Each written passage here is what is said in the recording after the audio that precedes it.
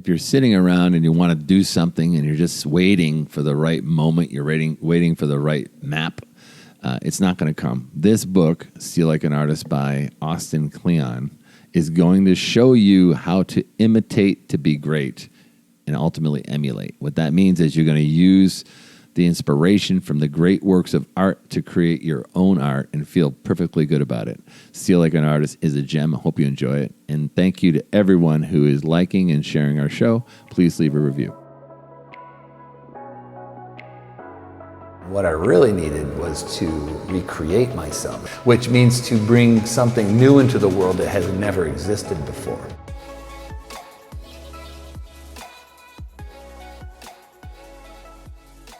All right, have you ever had an itch that you felt like you needed to scratch, like you wanted to create something, you wanted to do something, you wanted to become someone, and you weren't quite sure where to start? This book is going to connect the dots. Steal Like an Artist.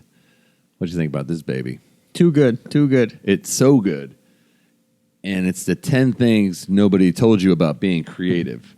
Because art isn't just music and paintings now. Art is anything that includes you creating something. So, podcasts is a form of art. Speaking is a form of art. Coaching is a form of art. It's your own spin on things that you've learned and you've curated. One of the words in my transformation that is connected to me, one of the most high level, was the word curate.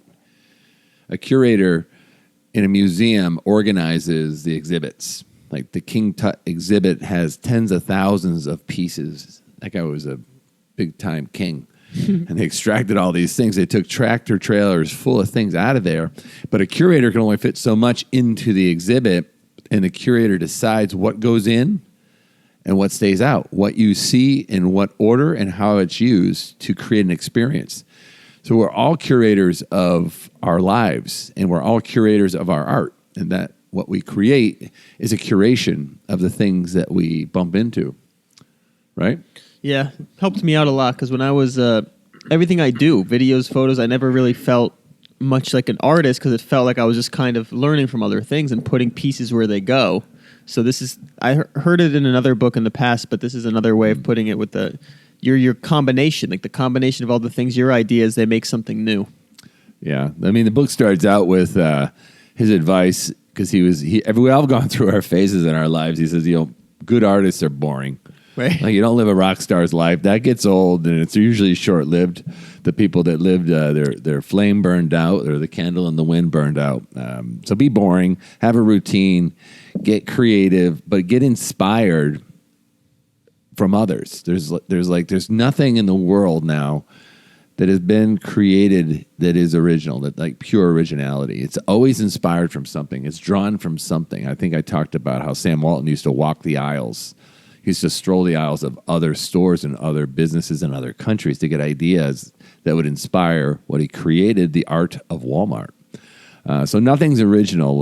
Listen to the top 40 songs. The top 40 songs all have a very similar beat at all times. They're all basically drawn off the same creation, and then a new wave comes through. I forget the word for that, but all music is it an orphora? It's a beat. You know what it is. Like I forget that word too. I think it's anaphora. Something like that. Yeah. Who said? Who's the guy? Yeah, Jerry Weintraub talked about that all like Taylor Swift songs are all basically the same song. It's a beat. It's a recurring beat that just keeps playing. It's like don don don don bum bum bum bum bum bum bum don don. If you look at it, like all music, when you're listening to a song, you can almost swear that you hear another song, right? A lot of times, right? Because somebody was inspired by that. It's not stealing. The point is, steal like an artist means when you use one person's art and you copy it and you claim it to be your own. That's plagiarism, and plagiarism's really bad. And plagiarism also makes you feel really bad. There's nothing good that comes of plagiarism. You're not expressing yourself; you're expressing someone else.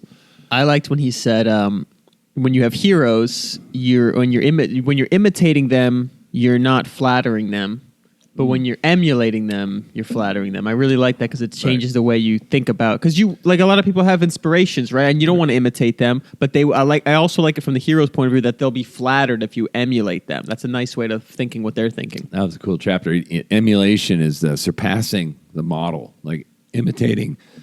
Imitating is modeling. Emulating is surpassing that. Like the Beatles were a cover band. The Beatles, they were a cover band. They were playing other U.S. tunes. Chuck Berry, Elvis, Jerry Lee Lewis were some of the bands that the Beatles played and loved playing their music. The reason they wrote their own music is other bands in England were playing the U.S. songs. So they started writing their own bands. So they copied, imitated Chuck Berry and Elvis, and they became the Beatles. And you see that Kobe Bryant used to imitate Michael Jordan and Charles Barkley, but he had a different body, so he imitated them and discovered his own sauce in that experiment, became Kobe Bryant. It was the talk show, the stream of talk shows that goes back to Jack Benny, who Johnny Carson imitated. You probably may know Johnny Carson. I know him because I'm a fan of those shows. Yeah, like that was right at the beginning of your life. But Johnny Carson imitated Jack Benny, became Johnny Carson. David Letterman imitated Johnny Carson, became David Letterman. Conan O'Brien imitates David Letterman, becomes Conan O'Brien. That's the whole part about his big idea of remixing. Mixing, taking mentors and ideas, tapping into the gems that they have and making them your own, putting your own voice on them. I think it was a big breakthrough for me because all the while, as I'm trying to change myself, and I just heard something in Brian Johnson's morning session that I was listening to. He says, nothing in your life will change until you change your life. Like, you got to change your life to change your life. It's just so stupid. Yeah. Like, you got to change. You got to change to change. You can't just want to change. Right. And you can't just copy the way someone else changed. You got to decide. And remixing things, reference Dr. Dre, like the greatest DJ ever, by a mile probably, has just remixed tunes in different ways and created a brand and a personality. Now he's got a big business. I really like that. I really like the fact that you can draw inspiration ethically and give them credit, when it's due, of course. As I was kind of going through my inspirations, my imitations to inspiration.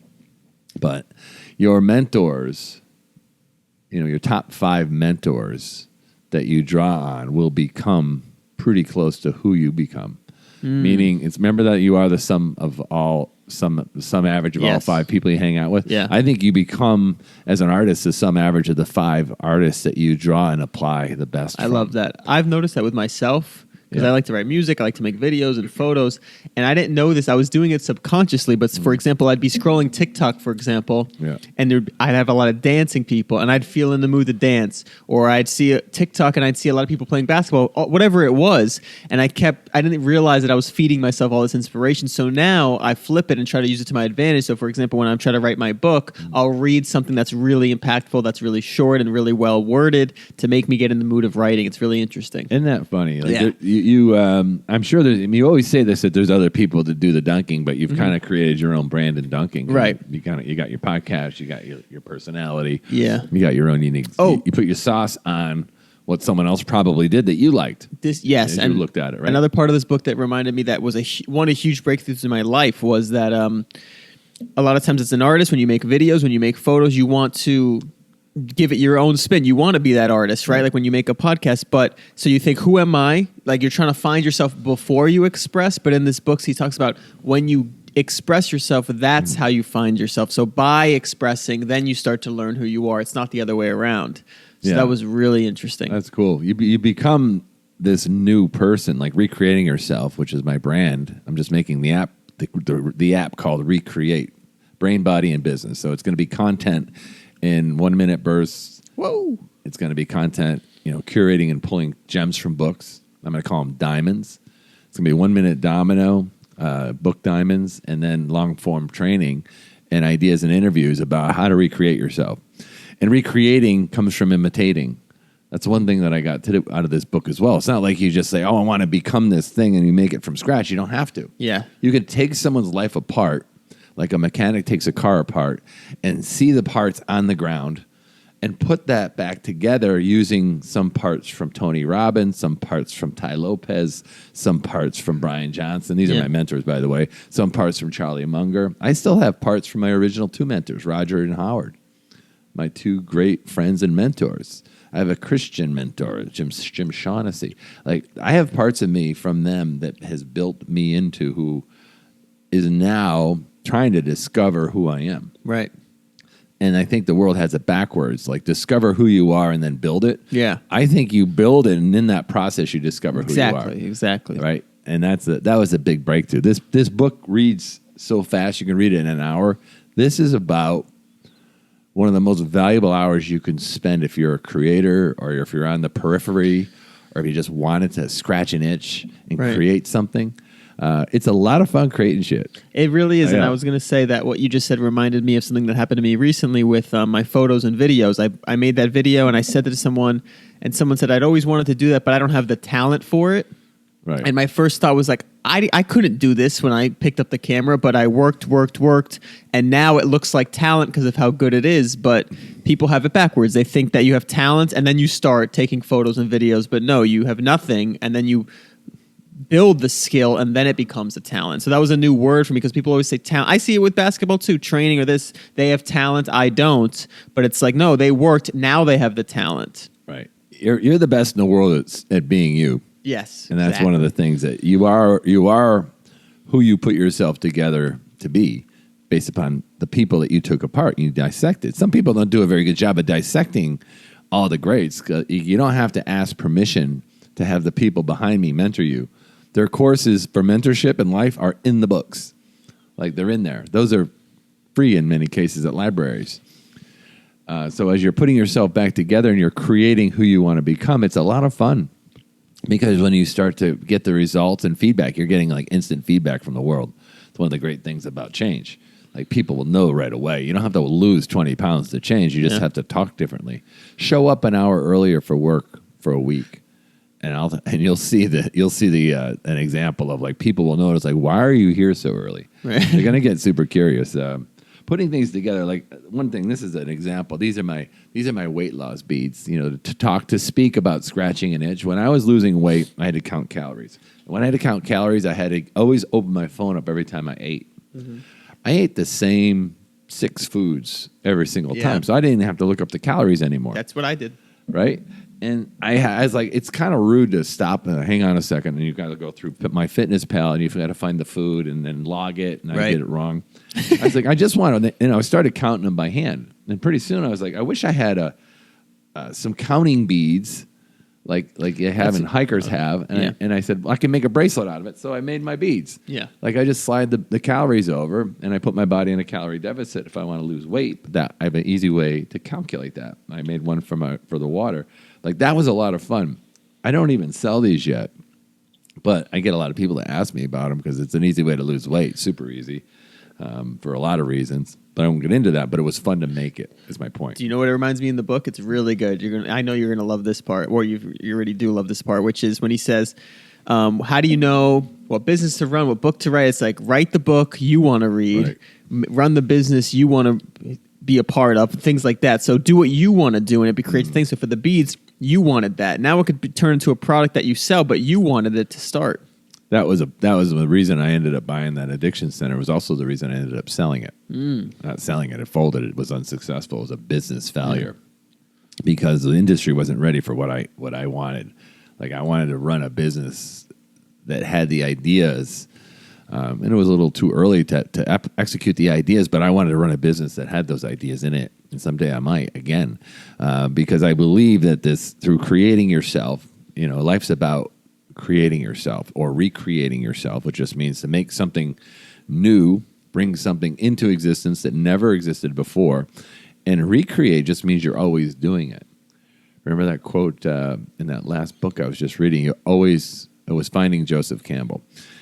You got to learn to always die.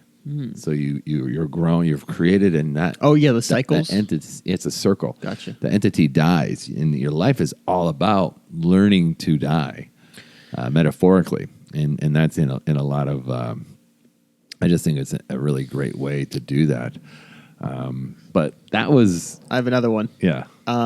So this was another breakthrough in my life that was one of the more recent ones. We actually heard it. I heard it first in our interview with Barry Michaels when he had him on with the tools. Is that who we had on? We had him on, not Phil, right? No, we had Barry Michaels. We had Barry on, right? Phil Stutz is the other author. Yeah, so what Barry taught me this the first time. I asked him about creativity. I'm pretty sure it was him. And I asked him, I hope it was him. But either way, one of our interviews, I asked about creativity, and I don't have a structure for it. He said structure breeds the creativity. And this book says the same thing. If you can't be creative, you're having a mental block, make some constraints for yourself. And I thought that's one of the most fascinating things, because when it comes to creating, you feel like you want to be open, you want to be limitless, you want to be have the freedom. But really, when you have a constraint, it almost like channels your energy. And I thought it's been a huge change in my life. And if you had permission to proceed is what I'm going to structure it as. Like, whatever you're trying to create's been created in some flavor before, at some level. Go forward and create it like you think you want to, without any judgment. Right. Did you know the Unabomber? Do you remember the Unabomber? Yeah. He was sending packages around. Yeah. He had a couple problems that he was really pissed off about, so much so that he was starting to send bombs around. He believed that all the great inventions were already invented. And this was in the 80s. It's crazy. And he started blowing up the scientists. He started to kill the people that invented it. So he wrote this crazy manifesto. Of course, he was wrong. Yeah. Uber wasn't invented. Apple wasn't invented. Tesla. Tesla. Like the friggin' car. Uber Eats. Domino's was. That was a good invention. But permission to proceed. You can go ahead and proceed as if whatever you think you want to invent, start creating it, and it'll mutate into what you want. And pull from gems from these mentors and these great books. This is a great book. This book will legitimately take 5 years off my transformation of what I want to do, because I have models in place that I want to imitate to model, and then I want to emulate to surpass. I want to make what models I'm adopting adaptable into the exact market I want to serve. It's really good. Yeah. What about the life of a project? Do you see the lifespan of the project? It was in the end of the book, but it's very similar to the emotional cycle of change. Right. You know, when you see something's really good and you want to do something new, you get really excited. It's called uninformed optimism. And then you start to try it and do it, and then you get instant feedback, which is called informed pessimism. And then you're in this nasty-ass valley of despair. Like, you're trudging along, you're not getting any feedback, good or bad, and you're so far away from why you started it, you're starting to lose hope. And then that's when people niche bounce. They bounce. They hop onto something else. Where the diamonds are in, you got to steadfast and stay the course through the valley. And then you're going to get some informed optimism. A little beep, a little blip, a little sign of life. And then you're going to get... ultimately, you keep repeating that, and then you get success. It's like the bamboo tree that we talked about that grows underground for 5 years and doesn't do anything. And then in 8 weeks, it sprouts up 90 feet, 3 feet a day. It's pretty wild. But his lifespan of a project, I'm going to read it for you here. Lifespan of a project. This is the best idea I have ever had. Stage 1. Stage 2. Okay, this is harder than I thought. Stage 3. It's going to take some work. It's going down, too. Yeah, it's going right. It's going dark, deep. It's going into the valley. Stage 4 is this sucks, and it's boring. Stage 5, dark night of the soul, the valley of despair. And then it starts to blip up. It'll be good enough to finish, and I'll learn something for next time. And then finally, it's done. It sucks, but it isn't as bad as I thought. Yeah. But it's really pretty good. Yeah. That's Steal Like an Artist.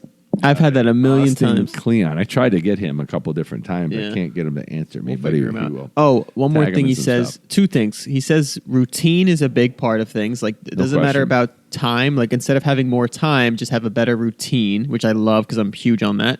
And then creativity is subtraction, like less. So that is always like killer. Number 10 was simplify. Yeah. I'll finish with this. The Cat in the Hat had 256 words in the book.